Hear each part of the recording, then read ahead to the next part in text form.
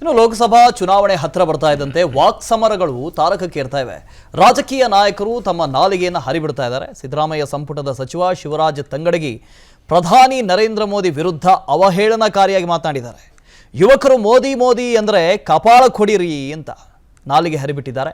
ತಂಗಡಗಿ ಹೇಳಿಕೆ ಬಿಜೆಪಿ ನಾಯಕರು ಕಿಡಿಕಾರಿದ್ದಾರೆ. ತಂಗಡಗಿ ವಿರುದ್ಧ ಶಿಸ್ತು ಕ್ರಮ ತೆಗೆದುಕೊಳ್ಳುವಂತೆ ಚುನಾವಣಾ ಆಯೋಗಕ್ಕೆ ಬಿಜೆಪಿ ನಾಯಕರು ದೂರು ನೀಡಿದ್ದಾರೆ.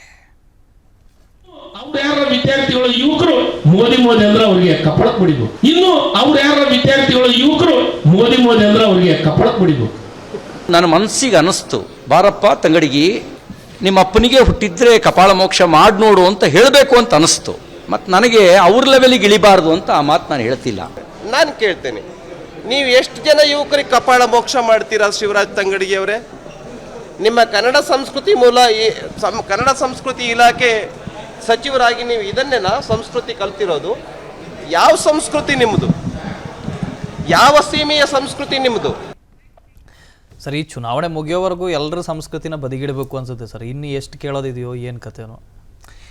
ಆದರೂ ಸಂಸ್ಕೃತಿ ಇಲಾಖೆ ನೋಡ್ಕೊಳ್ಳೋರಿಗೆ ಒಂದು ಸ್ವಲ್ಪ ಇರ್ಬೇಕು ರೀ ಸಂಸ್ಕೃತಿ. ಏನು ಕಪಾಳಕ್ಕೆ ಹೊಡಿತೀನಿ, ಗುದ್ಬಿಡ್ತೀನಿ, ತಟ್ಬಿಡ್ತೀನಿ, ಮೆಟ್ಬಿಡ್ತೀನಿ ಅನ್ನೋದನ್ನ ಒಂದು ಸ್ವಲ್ಪ ಅದು ಏನಾಗ್ಬಿಡ್ತದೆ ಗೊತ್ತಾ, ಅಲ್ಲಿ ಭಾಷಣ ಕೇಳ್ತಾ ಇರ್ತಾರೆ ಒಂದಷ್ಟು ಜನ. ಇವ್ರ ಕೈಯಲ್ಲಿ ಮೈಕ್ ಇರ್ತದೆ, ಅದು ಸಿಕ್ಕಾಪಟ್ಟೆ ಜನ ಎದುರುಗಡೆ ಇರ್ತಾರೆ. ಅವ್ರಿಗೆ ಒಂದು ಭಾವೋದ್ವೇಗ ಶುರು ಆಗ್ಬಿಡ್ತದೆ. ಬರಲಿ ಚಪ್ಪಾಳೆ, ಬರಲಿ ಬರಲಿ ಬರಲಿ ಬರಲಿ ಬರಲಿ. ಇದರಿಂದ ಏನಾಗ್ಬಿಡುತ್ತೆ, ಒಂದು ಸ್ವಲ್ಪ ಟೇಕನ್ ಫಾರ್ ರೈಡ್ ಥರ ಆಗ್ಬಿಡ್ತದೆ ಅವರಿಗೆ.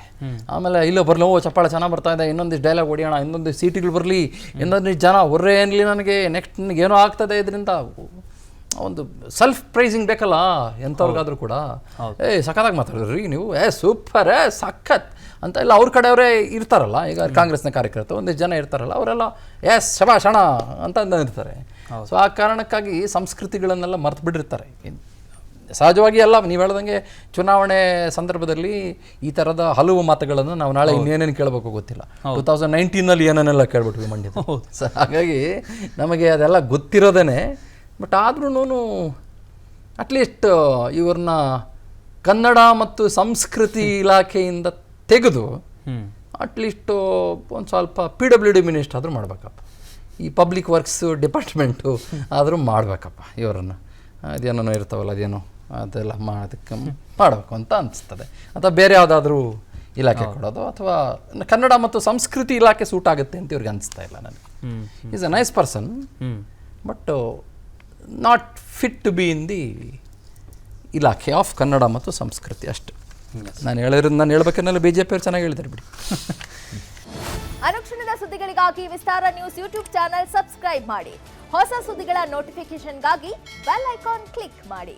ಲೇಟೆಸ್ಟ್ ಅಪ್ಡೇಟ್ಸ್ಗಾಗಿ www.vistaranews.com ವೆಬ್ಸೈಟ್ಗೆ ವಿಸಿಟ್ ಮಾಡಿ.